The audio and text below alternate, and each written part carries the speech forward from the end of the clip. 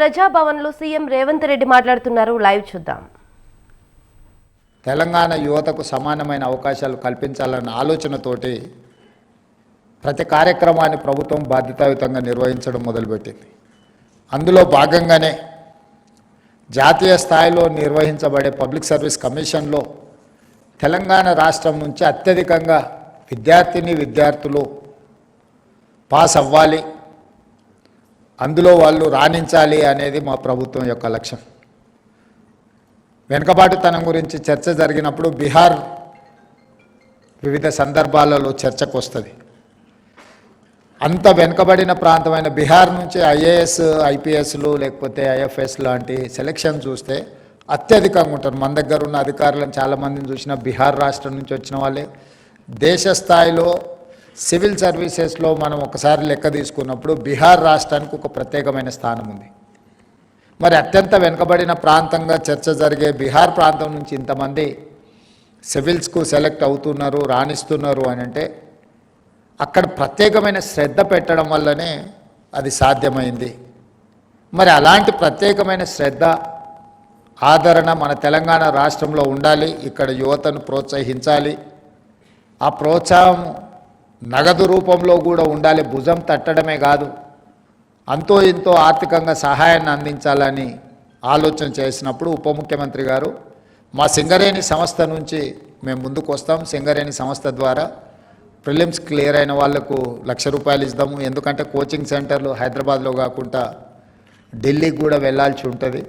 అక్కడ ఉన్నప్పుడు చిన్న చిన్న ఆర్థిక ఇబ్బందులతోటి ఈరోజు బలరాం మన సింగరేణి సీఎండీగా ఉన్న ఒక గిరిజన యువకుడు ₹50 పుస్తకం కొనడానికి లేకపోయినా చేనెంబర్ బస్టాండ్లో చేనెంబర్ చౌరస్తాలో ఒక కూలీగా పనిచేస్తూ అక్కడి నుంచి ఐఆర్ఎస్కు సెలెక్ట్ అయ్యి ఈరోజు సింగరేణి సీఎండీగా రాణించిండు అని అంటే కష్టంతో పాటు కమిట్మెంట్ ఉండడం అనేది చాలా ముఖ్యం.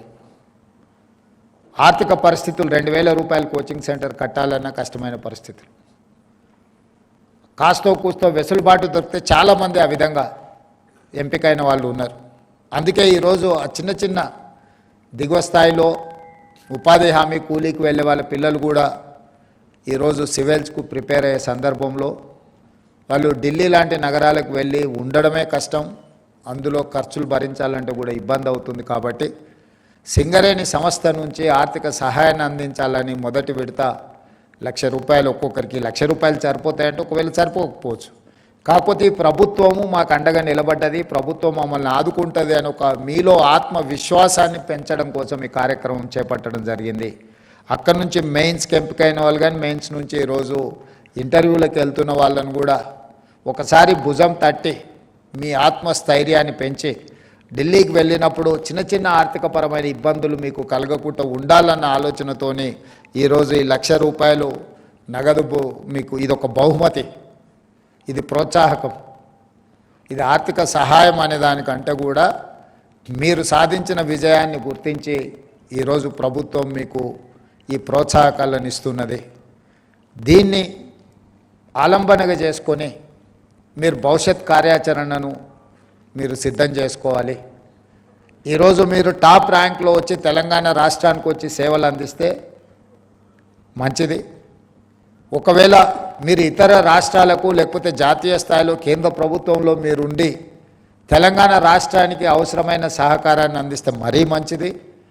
ప్రతి ఒక్కరూ ఈరోజు ఇంటర్వ్యూలకు వెళ్ళే 20 మంది కూడా సివిల్స్కు సెలెక్ట్ అవ్వాలని మా వైపు నుంచి సంపూర్ణమైన మద్దతు ఇవ్వడమే కాకుండా తెలంగాణ రాష్ట్రంలో మొదటి సంవత్సరంలో డిసెంబర్ 7, 2023 నుంచి డిసెంబర్ 7, 2024 ఒక్క సంవత్సరాన్ని కులబద్దగా తీసుకుంటే 55,143 ప్రభుత్వ ఉద్యోగ నియామకాలు మన ప్రభుత్వం చేపట్టింది. ఇది భారతదేశంలోనే స్వతంత్రం వచ్చినప్పటి నుంచి ఈనాటి వరకు అత్యధికంగా ప్రభుత్వ నియామకాలు చేపట్టడము. ఇంతవరకు ఏ రాష్ట్రము ఏ సంవత్సరం కూడా ఇన్ని ఉద్యోగ నియామకాలు చేపట్టలేదు.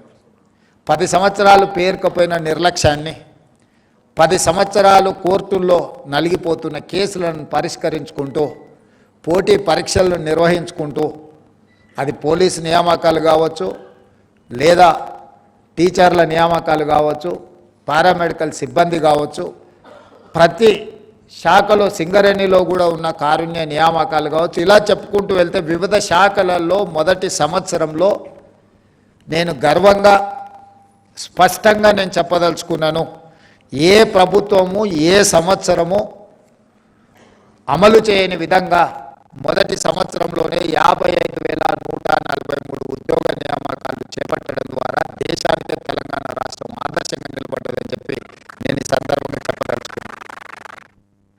రెండవది, సివిల్ సర్వీసెస్ తర్వాత పబ్లిక్ సర్వీస్ కమిషన్ ద్వారా నియామకాలు జరిగే గ్రూప్ 1 పోస్ట్ 2011 సంవత్సరంలో ఇచ్చిన